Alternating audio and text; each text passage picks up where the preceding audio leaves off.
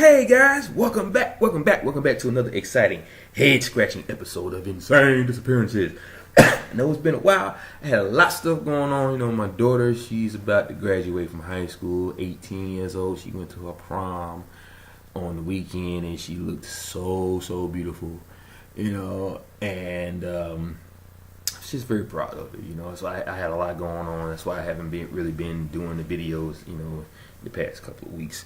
You know, but yeah, there's been a lot of stuff going on in the news today, man. I mean, it's so much crazy stuff, man. Of course, you know, like people been passing away, people been all kinds of stuff been happening. You know, it's been a couple of weeks since I've actually heard some of this stuff, so I can't really think offhand what this stuff is. But a lot of things have been happening in the news today. You know, people that I found out was passing away at my job, and people who was in the media was passing away, you know, like really crazy stuff, like you know, like Luke Perry and just all kinds of crazy stuff. But anyway, today, my friends, I have a very special surprise for you today. We're going to be talking about Paul Fugate. I've been meaning to do a story on him for the longest time, but it was just so much information about his disappearance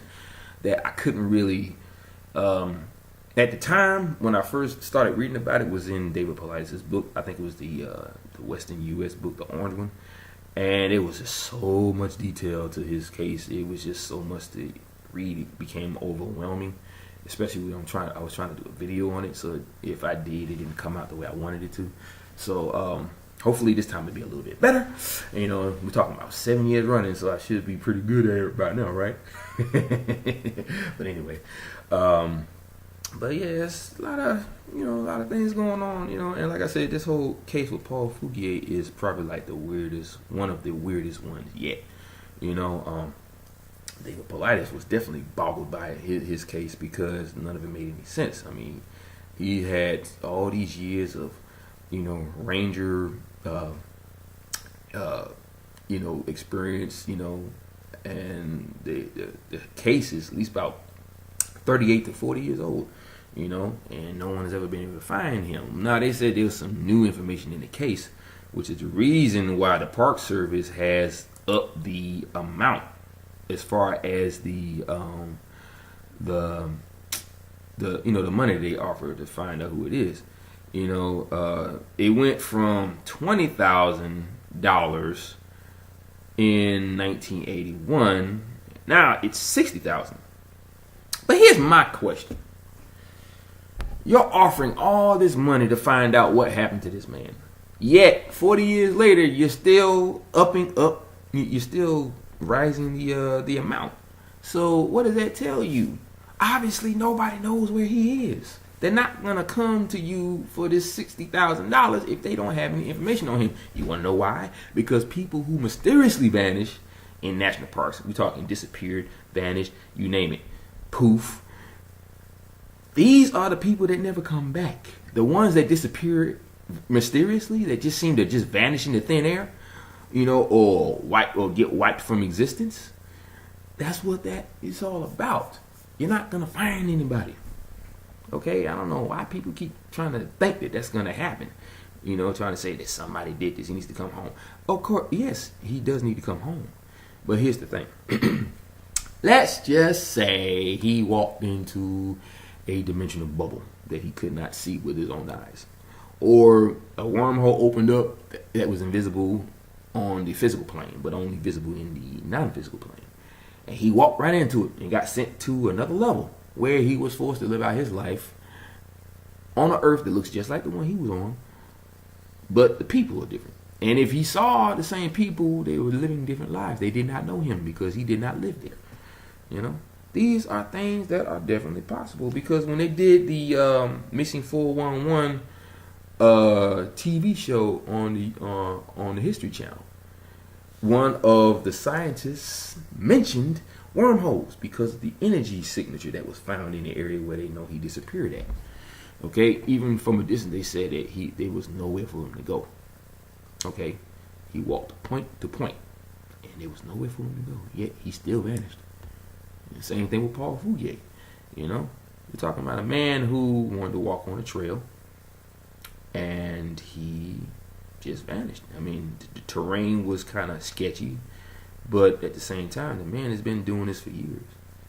But anyway, it says here, nearly 40 years after Paul Fugate disappeared, effort renewed to find missing ranger. Okay, now this post was posted on June 19th of 2018.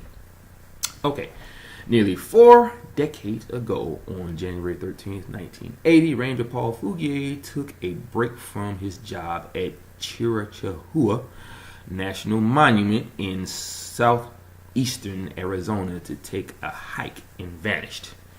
Wow, that's blunt. He just went straight for the jugular. Took a hike and he vanished, which is basically what happened, because nobody was there to see what happened. They just know he went for a hike and he never came back, so technically he vanished. It's common sense. Anyway, okay, now renewed interest in the case has prompted the National Park Service to triple its reward to $60,000 for information that could solve the mystery. Now, without providing details, the Park Service's Investigative Services branch announced Tuesday that new information has prompted NPS investigators and Cochise, I think it's Cochise or Cochise County, Arizona Sheriff Mark Daniels, that's Dannels, excuse me, to renew their request for the public's help in solving the 38-year-old mystery. Ranger Fugate, then age 41, was working in the Monument's Visitor Center on the day he disappeared. At about 2 p.m. that day, he left the building to hike a park trail and was never seen again. Ranger Fugate was wearing a green... Okay, now this is the part that David Paulides is always mentioned in all his interviews when it comes to the clothing that they wear. He's mentioned several times people who go into a national park wearing bright clothes, whether it be gray or black or whatever, just a very colorful outfit. You know, he could have been, wearing the typical green slacks and the gray shirt, which is a bright color, very standoutish. He's got a little patch on the shoulder sleeve, a really fluorescent bright badge, golden badge on his left chest area of the shirt. Very bright clothes. Just saying. Okay, now let me see. He left the building to hike a park trail and was never seen again. Okay, got that part. Ranger Fugate was wearing his green and gray Park Service uniform. See? Okay, now Fugate. I'm sorry. Okay, including the official NPS arrowhead patch on his upper shirt sleeve and a gold-colored ranger badge pinned to his heart. Okay, now although search teams combed the surrounding area extensively, multiple times, they found no sign of the missing ranger. A Park Service release said investigators suspected foul play early on, and a formal missing person case remains open. During the first few years after Fugate's disappearance, the reward fund grew to $20,000 with this renewed focus. Okay, so it was a renewed focus, not so much they found something. Okay, they really wanted to find this man, so now they want to, hamper their efforts, and hopefully they'll find something, maybe a tooth or a shoe or a sock or a piece of clothing that may have belonged to him, or something with his DNA on it. You never know.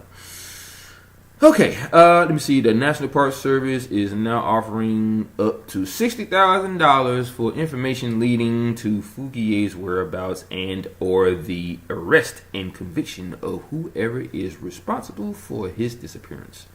Searching the Chiricahua is certainly no picnic, Rick Smith, a retired park ranger, wrote back in 2009 in reviewing the case. The park sprawls over 12,000 acres and has complex terrain with numerous canyons, arroyos, and barrancas. Don't know what that is, but sounds pretty cool. Anyway, had Paul been killed after stumbling onto a drug smuggling or illegal immigration operation? Maybe he did, maybe he didn't. Had he decided that the NPS was too conservative for him and just walked away? The latter notion was born of the fact that Paul had been known as a bit of a nonconformist. He was, for example, one of the first rangers who pushed the boundaries on the Park Service's conservative grooming standards. Well, hey, I mean, if he felt something wasn't right, naturally he's going to say his piece. Now, some people have said that by him saying his piece, that's what got him killed. Because I think he also was, I think David Paulides said that he was known to be a whistleblower. I'm not completely sure because he said this a long time ago, and I don't want to credit him. I don't want to credit him for that, because I don't know for sure if that's what he said. But I think he said something about him being a whistleblower, or it could have been another park ranger. I'm not sure. But anyway, you see now agents with the Park Services investigative services branch asked that any leads in the case be directed to them via any of the following ways. Your identity will remain confidential. Now, phone or text the ISB tip line at 888-653-0009. Go online to www.nps.gov/ISB and click Submit a Tip. Email the ISB at nps_ISB@nps.gov. Message investigators via Facebook at Investigative Services NPS or via Twitter at Special Agent NPS. Chiricahua National Monument. Parks in service. Parks in the news. Add new comment. Okay, that's just random information. Now, in early 1981, Howard Chapman, director of the Park Service's Western Region, reviewed the case and decided that Fugate had voluntarily abandoned his position. Paul was dismissed from his role, and his wife was asked to return the $6,900 paid of her plus 11% interest. Later, the demand for repayment was changed and a deduction on his retirement fund. Wow. They didn't want to give him or the wife any of that money, all because they figured he just up and just left. Just because they couldn't find him. So they think that he's really good at hiding himself in the wilderness. So he just stayed out there for freaking 40 years. Really? Seriously? Come on now. Well, I mean, of course, at that time when they made that decision about the money and the wife, that wasn't 40 years. But still. I mean, come on. You thought that he just up and just left just because you couldn't find him? No trace of him at all. You refuse to believe that there are weird things happening in your national park, like people being swallowed up by a freaking wormhole and sent to another level where they have to live out their life on a parallel Earth that is somewhat identical to theirs. They've probably even seen their double. They've probably seen people that they knew, but they didn't know them. It's, oh my God, what are you doing? I thought you was at work. No, I just got here through a wormhole. A what? A wormhole. I came here from another level. Can you imagine someone saying that if you got sent to another level and then they see that there's people on the other side waiting for them because they know people do it all the time. They just seem to stumble into one. They pop up and land on their Earth. So they have therapy people that, they give them therapy. I don't know. It's a big, I got a very good feeling that does happen. But nobody really knows because nobody's ever been through it. And see, here's the problem. You go through it, you'll never be able to come back. So you'll never be able to tell people what actually happened. That's the crazy part. That's the reason why people are always so trying to find out what's going on. I'm just saying. Now, Dodie was told, I guess that's his wife, Okay, Doty was told that no appeal was possible because a termination hearing must be requested within 20 days, and the dismissal had been made retrospectively to early 1980. Wow. It emerged that on another occasion in late 1970, Paul had been dismissed for having long hair and a handlebar mustache. And well, at the grocery store here in my state, you got to have a clean cut beard and mustache. You can't have dreads in your hair. You can't have an afro. You got to be looking like this, real smooth and slick, So they do have dress codes and appearance codes. So yeah, I guess you got to uphold the rules and regulations of the Park Service. Personal maintenance look. Got to keep yourself looking good. Presentable and stuff like that. Okay, let me see. It urged that on another occasion in late 1970, Paul had been dismissed for having long hair and a handlebar mustache. After a dispute with the service, Mr. Fugate was reinstated in 1976, and his back pay and benefits were restored. For 6 years, the National Park Service refused to list him as deceased, and his widow was unable to collect benefits. In 1986, the NPS and an Arizona investigator re-examined the case and confirmed his death.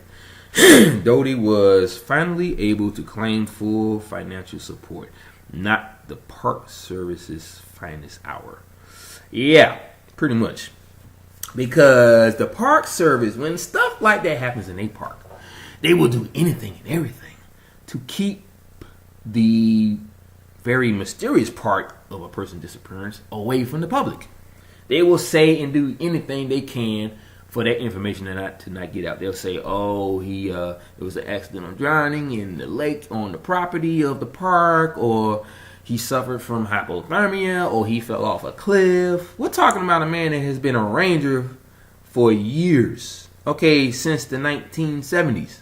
Okay, it's 40 years later, and the Park Service is still acting like a bunch of assholes. Okay, the woman that I interviewed for Brown Mountain National Park. Okay, she was being harassed by the National Park Service. I heard the recording, and it was just a recording. That's the thing. These people are so stodgy and so scared to talk to someone over the phone, they use a recording to tell you what they're doing. Which ain't nothing, but it is what it is. So, yeah, that's my take on him. Now, the fact that he had on bright clothes and had on one of those little fluorescent vests with a little orange band on it. When you are in a national park and you have bright clothes on, you are bound to get taken. There are certain nature spirits that are attracted to bright colors. I mean, look at the forest. There are bright colors in the forest. You got the greens of the leaves, the brown of the tree trunks, and we got all different kinds of wildflowers that may be in the national park or the national forest. You got all these bright colored areas, the sun beaming everywhere, and you not wearing any dark clothing can pretty much get you taken. So if I were you, if you go into a national park, wear something dark. I'm talking from head to toe. Wear a black hat, sunglasses, black lipstick if you're a female, a black turtleneck, black pants, black boots, black socks, even black gloves. Even have a black dog if you have to. A black furry dog. But the main thing is for you to wear dark clothes when you go into a national park. And if you think about it, every person that David Politis has talked about was wearing something bright, whether it be one of those reflective vests, or you wearing just regular everyday bright clothes. The national park survivor, she wore a black outfit, and she came out of there alive with a very big story to tell. Now, it's too bad that he couldn't come back with a story to tell. Now I have recently talked about the Rodney Letterman case with him. When he disappeared or vanished, very weird things happened with him too. Now they didn't do what they did with Paul Fugate. They didn't try to keep that a secret, but I can guarantee you that the things that they could have found, and at that time they didn't. Of course, 3 years later, all of a sudden his bones just pop up out of nowhere. Who does that? No killer I know does things like that. So this is not a human element. I still say, okay. Why would a non-human element kidnap somebody, let him rot, probably starve them to death, and they literally let the body just decay to the point where there was nothing but bone left? They probably threw the body up against a wall somewhere, or threw him in a cage, and when he turned to bone, after the bugs and everything else got to him, they just threw him back and put him in the same area where he should have been in the first place 3 years prior. Who does that? That's creepy. That's the reason why these darn people don't like touching these cases, because when you figure that part out, it took me years to figure that out. I mean, you literally just kidnapped this man. He vanishes from sight for 3 years. And then when he comes back, he's nothing but bone.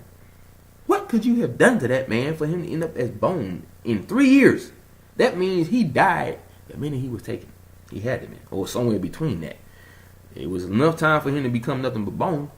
Now, did they find the clothing of that person? I don't know. They just said they found the remains. So I don't know if they found his clothing in the area or near the body. Because think about it. The Devil's Bowl is filled with rainwater.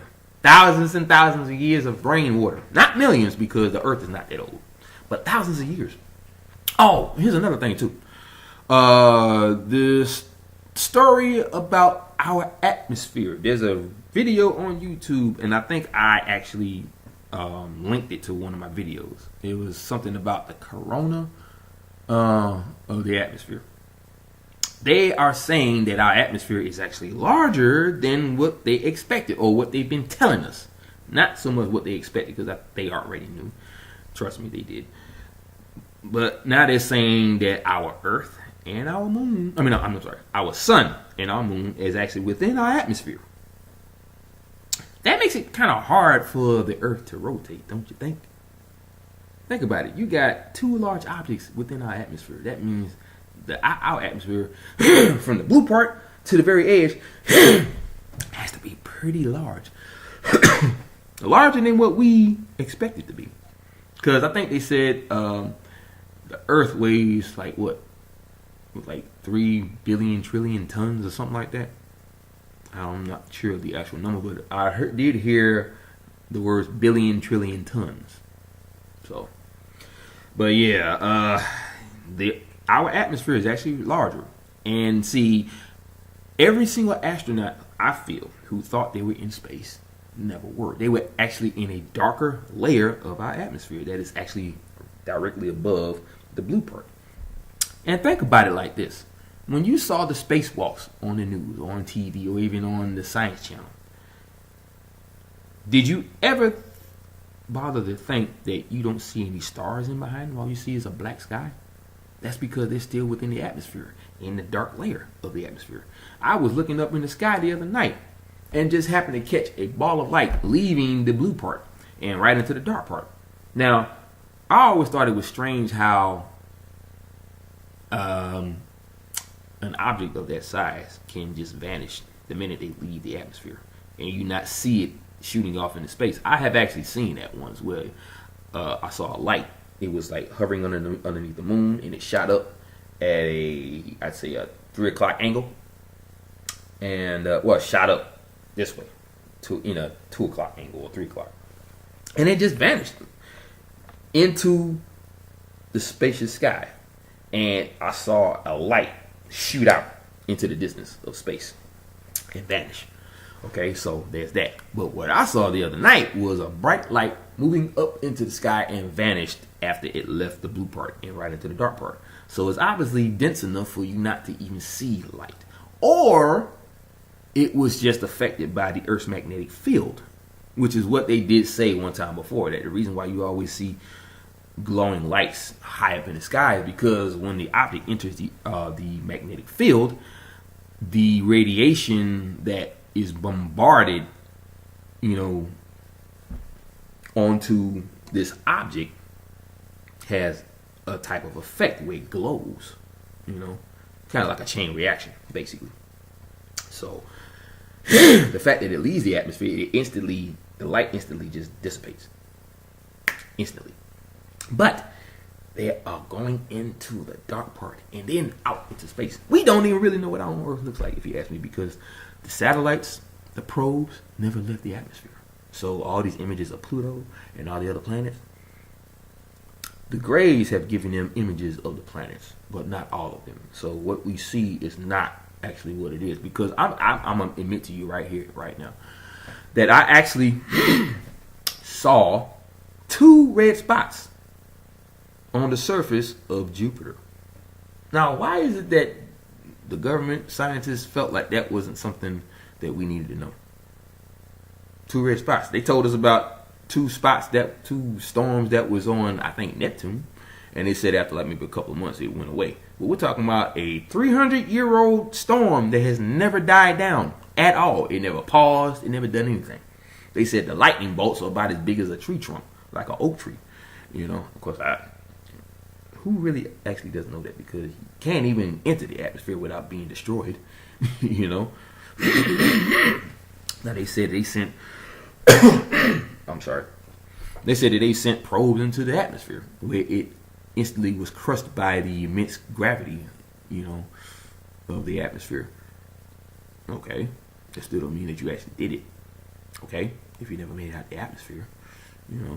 So I'm just saying. Little food for thought. Think about it. It's something to think about.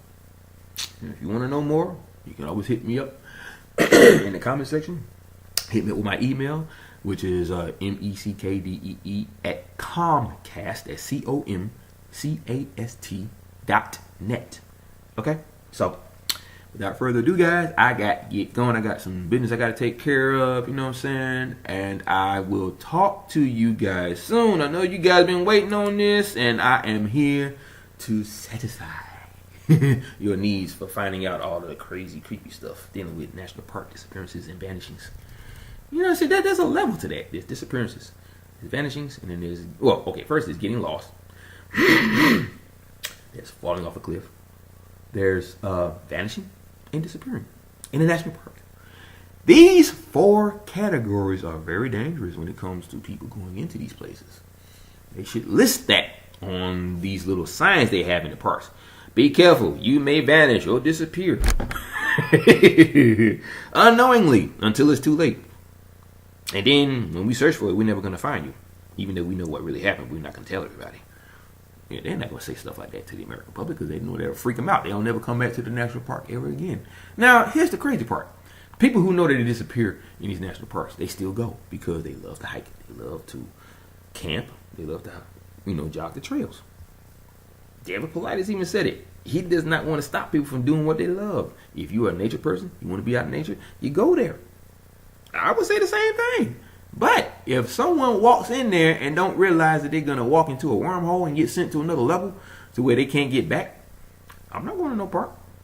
Now, for my show, I may do that in the coming future. But until I can make sure that I'm not going to end up as a victim, I'm not going in there. I'm going to stay right here in the comfort of my own home talking to you guys, giving you all the information that you need to hear. Okay? So, yeah. Anyway, guys, glad we had this little session. There's more you need to talk about. You know where to find me. So, without further ado, I'm going to end it like I always do, and you know how I do it. Aloha, mahalo, and ahui ho. Peace out, brother, and peace out, wahine. All right.